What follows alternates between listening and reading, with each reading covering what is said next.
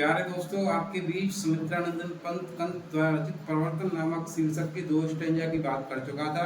मुंह बेटा दिखाऊंगा नहीं, व्याख्या पूरी कराऊंगा। मुंह की कोई बात मुझसे करनी नहीं है। मैं पहले ही बोल दिया, मुंह दिखाने किसी के मैं वो नहीं हूँ। बस पढ़ाने के लिए आया हूँ, पढ़ाऊंगा केवल।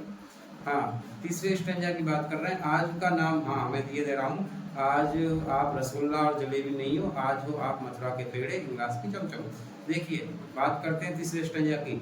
आज बचपन का कोमल गात, जरा का पीला पात, 4 दिन की सुखद चांदनी रात, और फिर अंधकार अज्ञात। शिशिर सा झरनैनों का नीर, झुलस देता गालों के फूल, प्रणय का छोड़ चुम्बन अधीर, अधर जाते अधरों को फूल, मृदुल होठों का हिमजल हास, उड़ा जाता निश्वास समेत। सरल बाहों का सर्दाकाश घेर लेते, घन घिर गंभीर शून्य सांसों का विधुर वियोग, छुड़ाता अधर मधुर संयोग, मिलन के पल केवल 2-4 ग्रह के कल्प पार। अरे वह अपलक 4 नैन 8 आंसू रोते निरपाय, उठे रोहों के आलिंगन कसक उठते कांटों से हाय। बेटा, संदर्भ की बात मैं पिछले भी 2 स्टेंजा में आपसे कर चुका हूँ, मेरे मथुरा के पेड़े और इंग्लास की चमचमों। आज मैं आपको बताता हूँ प्रसंग कैसे निकालना है। प्रसंग में 2 अवस्थाओं के बारे में बात किया गया है बेटा। एक युवावस्था के बारे में बात की गई है और एक की गई है बुढ़ापे के बारे में बात, कि युवावस्था में मानव का स्वरूप कैसा होता है, मानव का शरीर कैसा होता है, और वही शरीर जब उसकी वृद्धावस्था आती है तो कैसे परिवर्तित हो जाता है। इसकी बात हम इस स्टेंजा के अंदर कर रहे हैं बेटा। देखिए, आज बचपन का कोमल गात, भैया आज जो बचपन है ना, बचपन में तुमने देखा है ना, कोमल, कोमल का मतलब सुकोमल, गात मीन शरीर। बचपन में तुमने देखा होगा छोटे बच्चे का कितना कोमल शरीर होता है, बार बार लेने का मन करता है, बार बार खिलाने का मन करता है, बार बार गोदी में लेने का मन करता है, बार बार उसका चुम्बन करने का मन करता है। यही तो सुकोमलता है। यही जवानी में सुकोमलता जो होती है, वो बुढ़ापे में सुकोमलता नहीं है। और जो बचपन में सुकोमलता होती है, वो जवानी में सुकोमलता नहीं है।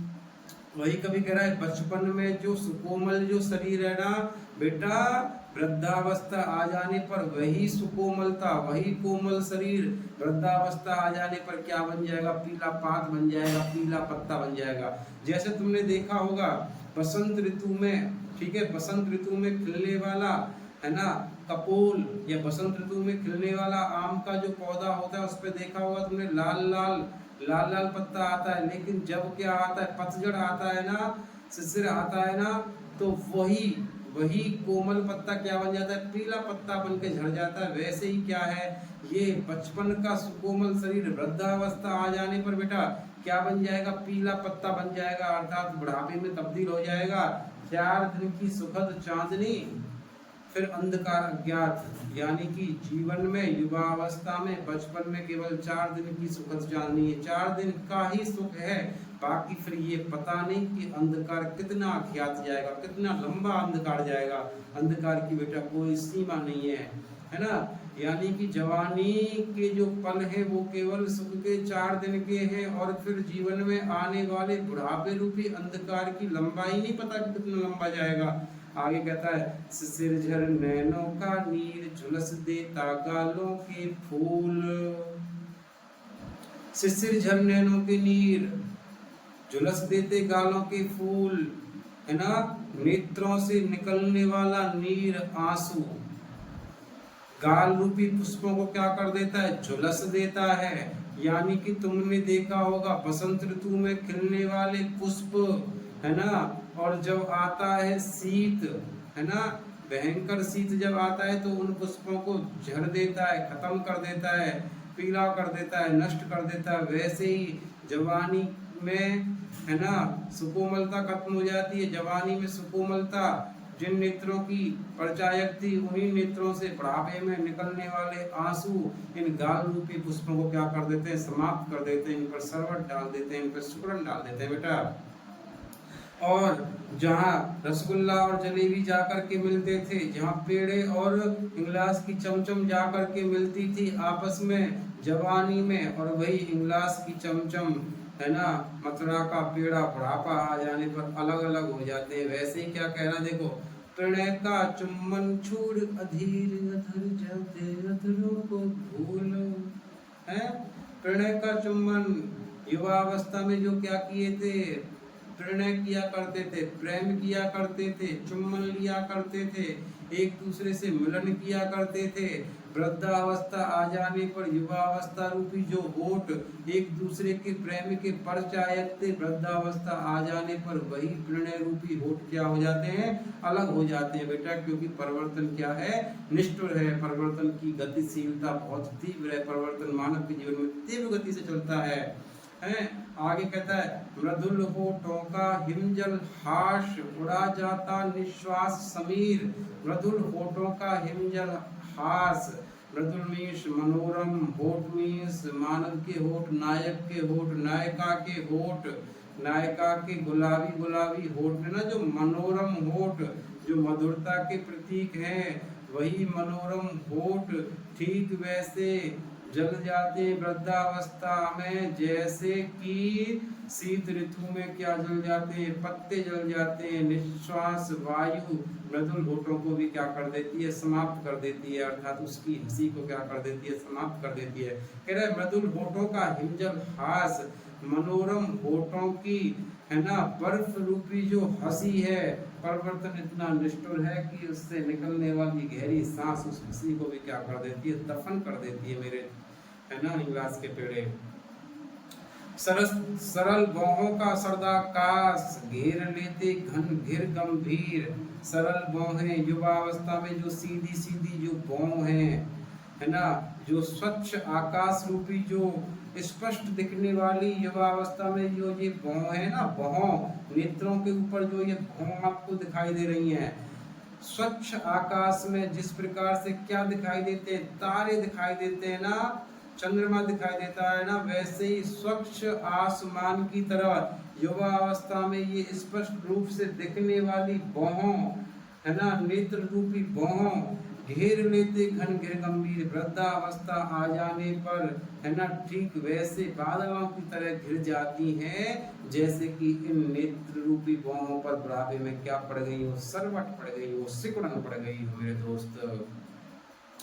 आयता शून्य सांसों का विधुर वियोग, छुड़ाता अधुर अधर मधुर संयोग। शून्य सांसों का विधुर वियोग, निष्ठुर वियोग। वियोग क्या होता है, नायक और नायिका का अलग होना। जैसा कि किसका हो गया था भैया, नायक और नायिका में लक्ष्मण चले गए थे, किसको छोड़ करके, उर्मिला को छोड़ करके चले गए थे। उर्मिला लक्ष्मण की पत्नी, क्या कहते मैथिली स्वर्ण गुप्त है।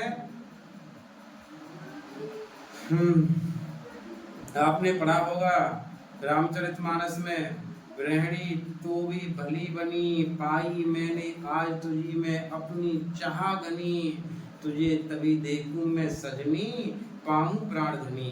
है ना, उर्मिला कही थी ना, ऐसे ही है ना गौतम बुद्ध की पत्नी कौन, यशोधरा है, उसको छोड़ के चले गए थे। तो क्या बोले थे, सखी वे मुझसे कहकर जाते तो क्या वे पथ बाधा पाते।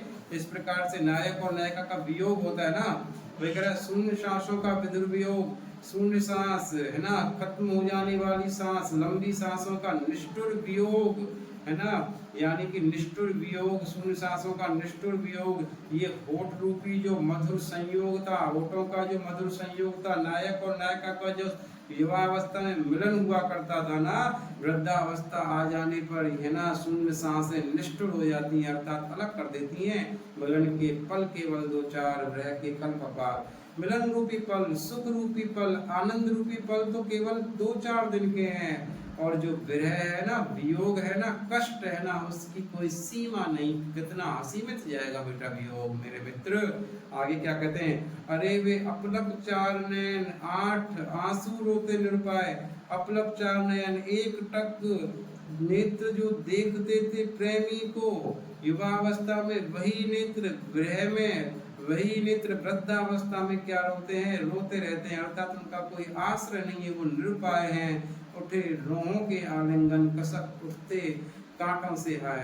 रोहों के आलिंगन, युवा अवस्था में जो रोए जो थे, रोंगटे जो खड़े हो जाते थे, मिलने से जो आनंद की अनुभूति होती थी युवा अवस्था में, वही परिवर्तन इतना निष्ठुर है, परिवर्तन की इतनी गति तीव्र है कि जो रोए आनंद उत्पन्न कर देते, रोमांच उत्पन्न कर देते थे, खुशी से भरते थे, वृद्धावस्था आ जाने पर वही रोए ऐसे प्रतीत होते हैं जैसे कि क्या चुभ रहे हों मेरे मित्र, कांटे चुभ रहे हों। इसलिए समय का पूरा ध्यान रखते हुए क्या कर लेना है, युवा अवस्था का फायदा उठा लेना है। क्यों कि परिवर्तन निष्ठुर है, प्रत्येक मानव के जीवन में परिवर्तन होना है, प्रत्येक मानव के जीवन में वृद्धावस्था का आना है। इसलिए सुकोमल शरीर क्या बन जाता है, पीला पत्ता बन जाता है। 4 दिन केवल सुख के रहते हैं, बाकी अंधकार की कोई सीमा ही नहीं होती। अंधकार कितने लंबे समय तक जाएगा। जाड़े रूपी जो नेत्रों से निकलने वाले आंसू हैं, गाल रूपी सुंदर पुष्पों को क्या कर देते हैं, भस्म कर देते हैं। प्रेम क्रीड़ा का जो युवावस्था में जो मिलन होता है, चुंबन होता है, एक दूसरे के प्रति समर्पण जो होता है नायक और नायिका का, वृद्धावस्था आ जाने पर वही नायक और नायिका के अधर होठ जो प्रेम के परिचायक होते हैं, वही वृद्धावस्था में उन होठों की स्थिति को भूल जाते हैं और मनोरम होठों की बर्फ के जल के समान जो हंसी होती है, शिशिर आने पर वही निश्वास समीर उन होठों की हंसी को समाप्त कर देती है। आसमान में जिस प्रकार से शरद के आसमान में, स्वच्छ आसमान में जिस प्रकार से तारे चमक रहे होते हैं, है ना, चंद्रमा चमक रहा होता है, वैसे युवा अवस्था में ये मानव की जो नेत्र हैं, भौं हैं, सीधी होती हैं और वृद्धावस्था में ठीक वैसे ही बादलों के समान गिर जाती हैं, स्पष्ट नहीं दिखाई देती हैं, अर्थात इनमें सरवटें पड़ जाती हैं। क्यों कि परिवर्तन निष्ठुर है।